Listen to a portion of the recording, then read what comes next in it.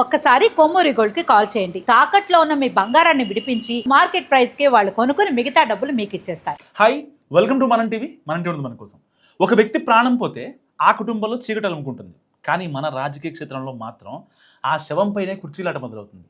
హత్య జరిగిన స్థలంలో పోలీసులు క్లూస్ కోసం వెతుకుతుంటే రాజకీయ పార్టీలు మాత్రం తమ మైలేజ్ పెంచే కథనాల కోసం అన్వేషిస్తాయి. అసలు నిజమేంటో దర్యాప్తుల తేలేలోపే ప్రెస్ మీట్లు, సోషల్ మీడియా యుద్ధాలు, టీవీ డిబేట్ల హోరులో అబద్ధం ఊరంతా చక్కర్లు కొట్టేస్తుంది. ఒక మనిషి చనిపోతాడు, కానీ మరుసటి గంటకే రాజకీయాలు మొదలవుతాయి. హత్య జరిగిన చోట పోలీసులు ఆధారాలు వెతుకుతారు, రాజకీయ పార్టీలు మాత్రం కథనాలు వెతుకుతాయి. ఆంధ్రప్రదేశ్ రాజకీయాల్లో ఇప్పుడు ఎన్నికల కంటే ఎక్కువగా వినిపిస్తున్న పదాలు హత్య, దాడి, హౌస్ అరెస్ట్, నిరసన, కౌంటర్ ఆరోపణలు. ఒక హత్య జరగగానే ఒక పార్టీ రాజకీయ హత్య అంటుంది, మరో పార్టీ వ్యక్తిగత కక్ష అంటుంది. సోషల్ మీడియాలో 2 కథనాలు వస్తున్నాయి, టీవీల్లో 2 డిబేట్లు, ప్రెస్ మీట్లో 2 వాదనలు ఉంటున్నాయి. కానీ నిజం గడప దాటేలోపే అబద్ధం లోకం మొత్తం చుట్టేసి వస్తుంది. దర్యాప్తు పూర్తయ్యాకే అసలు సంగతి బయటపడుతుంది. జాతీయ నేర గణాంకాలు, పోలీస్ శాఖ వివరాల ప్రకారం 2018 నుంచి 2022 మధ్య ఆంధ్రప్రదేశ్లో రాజకీయ కారణాలతో 16 హత్యలు నమోదయ్యాయి. అదే కాలంలో రాజకీయ హింసతో 244 అల్లర్ల కేసులు నమోదయ్యాయి. అంటే సగటున ప్రతి ఏడాది 3 నుంచి 4 హత్యలు అనమాట. దాదాపుగా 50కి పైగా రాజకీయ ఘర్షణలు ఉంటున్నాయి. ఇవి పోలీస్ రికార్డుల్లో రాజకీయ కారణాలుగా నమోదైన కేసులు మాత్రమే. ఆఫ్ ద రికార్డులు ఇంకెన్నో. 2023లో 922 హత్య కేసులు, 2024లో 898 హత్యల కేసులు నమోదయ్యాయి. మొత్తం హత్యలతో 448 కేసులు వివిధ రకాల వివాదాల వల్ల జరిగాయి. కుటుంబ కలహాలతో 199, చిన్నపాటి గొడవలతో 136, భూమి లేదా ఆస్తి తగాదాలతో 54, ఆర్థిక లావాదేవీలతో 54 కేసులు, నీటి తగాదాలతో 5, ఇతర కారణాలతో 108 కేసులు నమోదయ్యాయి. రాజకీయ ఘర్షణలు, దాడులు, హత్యల ప్రస్తావన వచ్చినప్పుడల్లా పల్నాడు, కడప, కర్నూలు, గుంటూరు, అనంతపురం జిల్లాల పేర్లు తరచూ వినిపిస్తుంటాయి. దీనికి ఒక్క కారణం ఉండదు.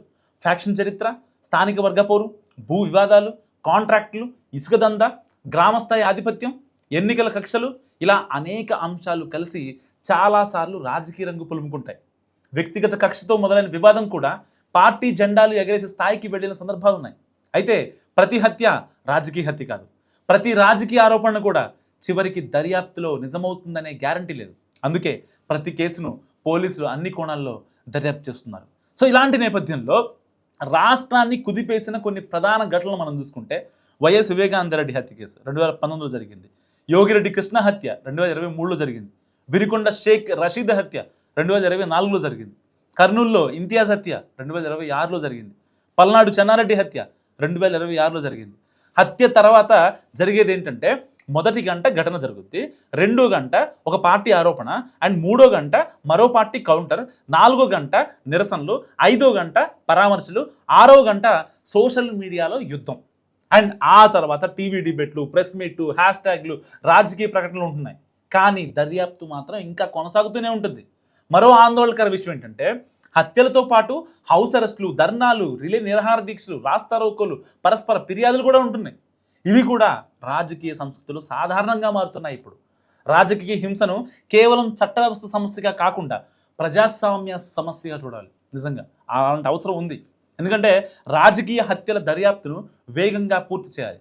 కీలక కేసుల్లో ప్రత్యేక దర్యాప్తు బృందాలు ఏర్పాటు చేయాలి. ఛార్జ్షీట్లు, విచారణల పురోగతిని ప్రజలకు అందుబాటులో ఉంచాలి. అన్ని పార్టీలతో రాజకీయ హింస నిరోధక ప్రవర్తన నియమావళి రూపొందించాలి. సోషల్ మీడియాలో నిర్ధారణ కాని ప్రచారంపై వేగంగా వాస్తవ నిర్ధారణ చేయాలి. రాజకీయాలు ప్రజల కోసం ఉండాలి, ప్రాణాల కోసం కాదంటారు. హత్యకు పార్టీ రంగు ఉండొచ్చు, కానీ చట్టానికి ఉండకూడదు. ఆంధ్రప్రదేశ్కి ఇప్పుడు అవసరం ఎక్కువ రాజకీయాలు కాదు, ఎక్కువ న్యాయం. ఒక హత్య ఒక కుటుంబాన్ని కోల్పోయేలా చేస్తుంది. అదే హత్యపై 2 రాజకీయ కథనాలు సమాజాన్నే 2 వైపులా చీల్చే ప్రమాదం కూడా ఉంది. మరి మీరేమనుకుంటున్నారు? ఫస్ట్ కామెంట్ చేయండి.